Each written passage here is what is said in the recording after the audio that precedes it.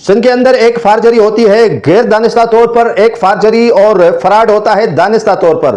Farad दानिस्ता और गैर दानिस्ता कैसे होते हैं, आज मैं आपको बताऊंगा कि मुल्क में वर्क्स एंड सर्विसेज के हालात पर रहम किसी ने नहीं खाया है। जो भी आया है वो यहीं से हाथ दबोकर खाकर रफू चक्कर हुआ है।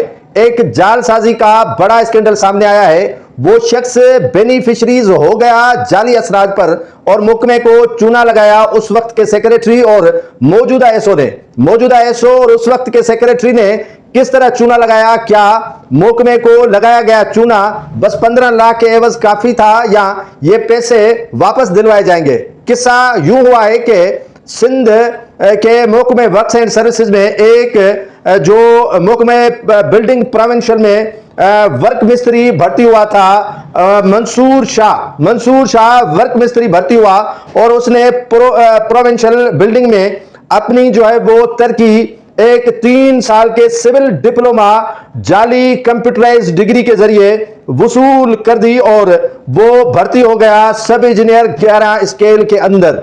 अब उसने एक ऐसे ही गेम खेला कि उसने सोचा कि सब इंजीनियर तो मैं जाली डिग्री पर मंसूर शाह ने कहा कि मैं हो गया हूं, अब कैसे आगे 16 स्केल में चला जाऊं और मुझे तरक्की कैसे पानी है।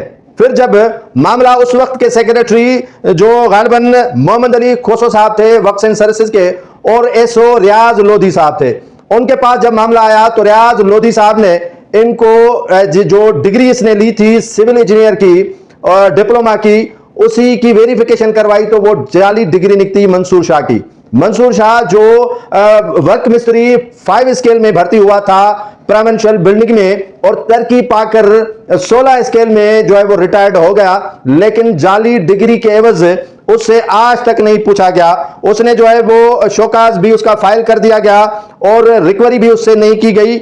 या तो ये अब रिकवरी लोधी रियाज से की जाए या उस वक्त के सेक्रेटरी मोहम्मद अली खोसो से की जाए। अब वो शख्स रिटायर्ड भी हो गया, 16 लाख रुपए मुबैना तौर पर इसने खिलाए और उसके एवज इससे नहीं पूछा गया कि आपकी जाली डिग्री है। शोकाज नोटिस इसे दिया गया कि तुम्हारी जाली डिग्री है मंसूर शाह, तुमने प्रमोशन सब इंजीनियर का 11वें स्केल में कैसे लिया है।